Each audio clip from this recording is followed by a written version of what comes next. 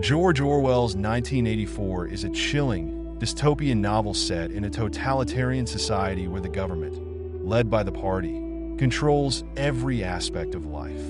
The story, published in 1949, explores themes of totalitarianism, surveillance, and the manipulation of truth.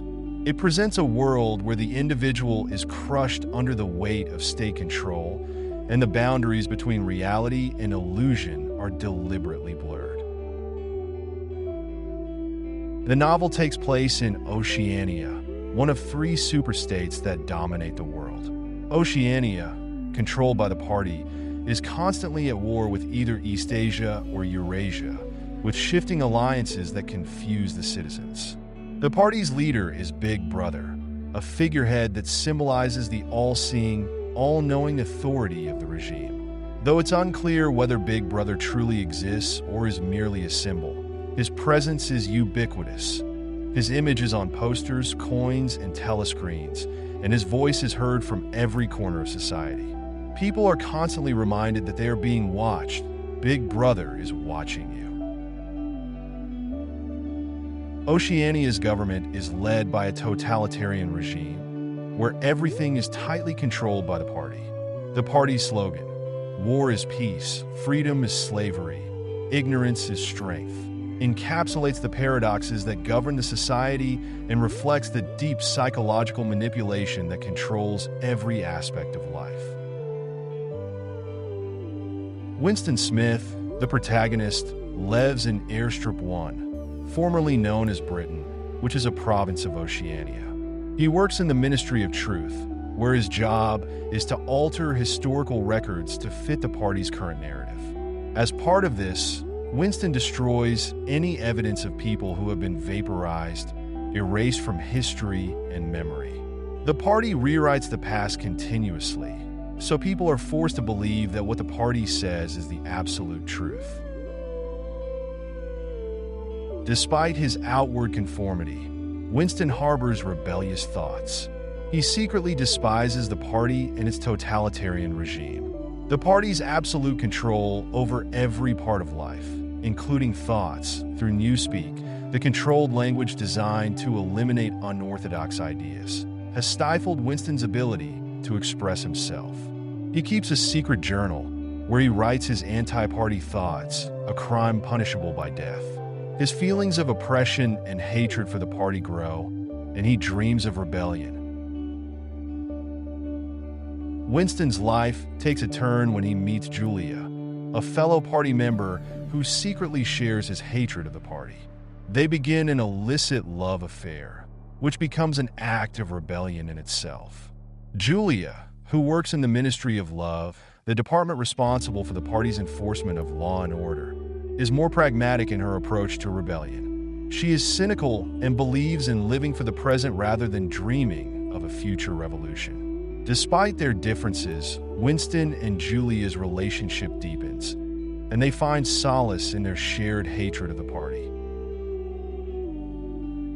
Julia is more adept at evading the party's control, engaging in small acts of rebellion like having an affair with Winston and indulging in forbidden pleasures, such as real chocolate and wine. However, Winston's longing for something greater persists.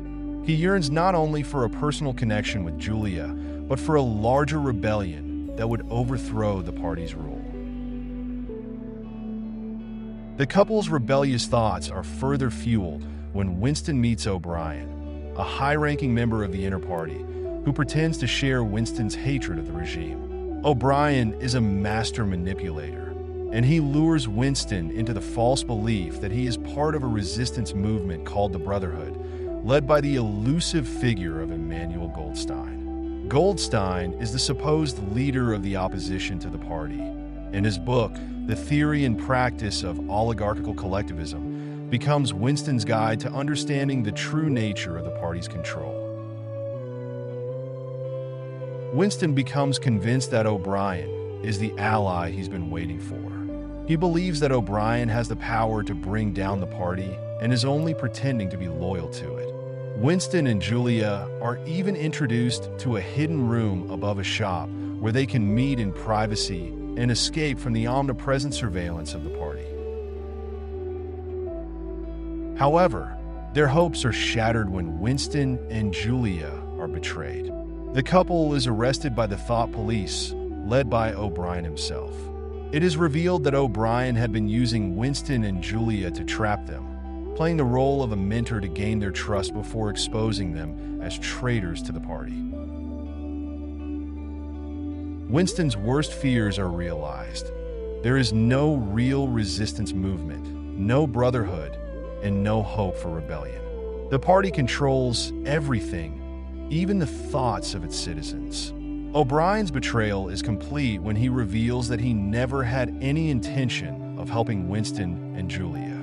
Instead, he had been watching them all along, using them as pawns in the party's unceasing battle to crush dissent.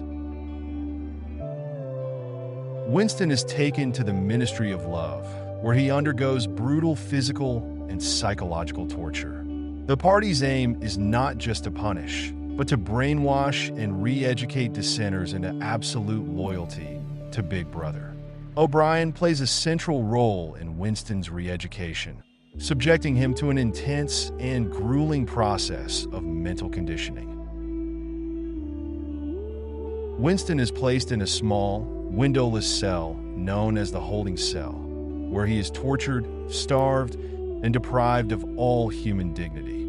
His worst fear, however, is realized when O'Brien forces him to confront his deepest, darkest fear in the infamous Room 101. This room is where prisoners are subjected to their greatest fear, a form of psychological manipulation so extreme that it breaks the will of even the most determined rebel.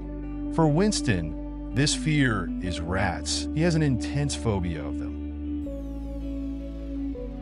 In the climactic scene, Winston's resistance crumbles. He betrays Julia under the pressure of the rats, screaming that he would rather she be torn apart than face the horror of the rats himself. This moment of total betrayal marks the end of Winston's rebellion and his submission to the party's absolute control. After his torture, Winston is fully reprogrammed. He no longer has any resistance to the party's control. The man who once loathed the party and dreamed of rebellion is now a loyal, subservient follower of Big Brother. He is released back into society, a broken shell of the person he once was. Winston spends his days in a state of numb acceptance.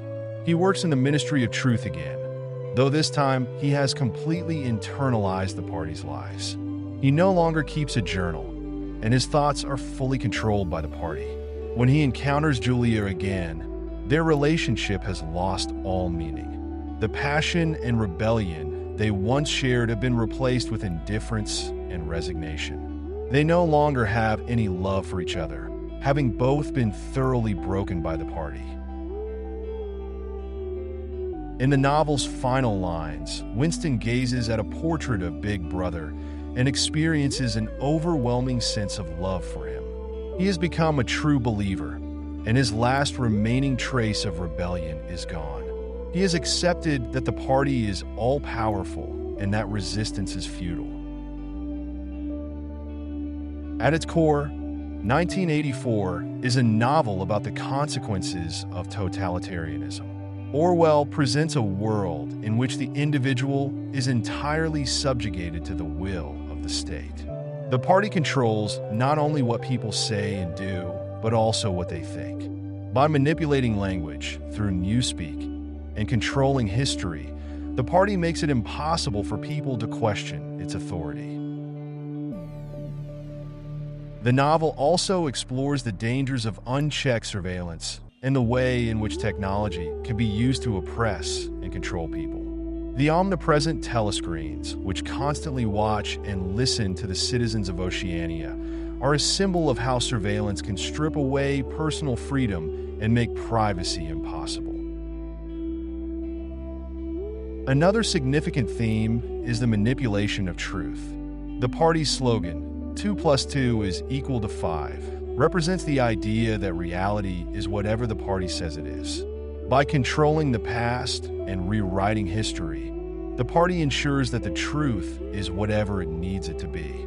This manipulation of facts and the rewriting of history is a powerful weapon in maintaining control over the populace.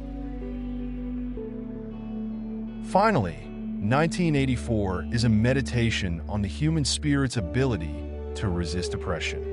Winston's initial rebellion against the party represents the strength of the human will, but in the end, Orwell shows that this will can be broken. Winston's journey is one of gradual destruction, as his body and mind are reshaped by the party into a compliant, obedient servant. 1984 is a timeless, powerful warning about the dangers of totalitarianism and the lengths to which oppressive governments will go to maintain control. Winston Smith's tragic story is a reminder of the importance of individual freedoms and the fragility of human autonomy in the face of overwhelming power. Orwell's novel remains a haunting exploration of how the manipulation of truth, the erosion of privacy, and the destruction of the individual can lead to the creation of a nightmarish, all-encompassing regime.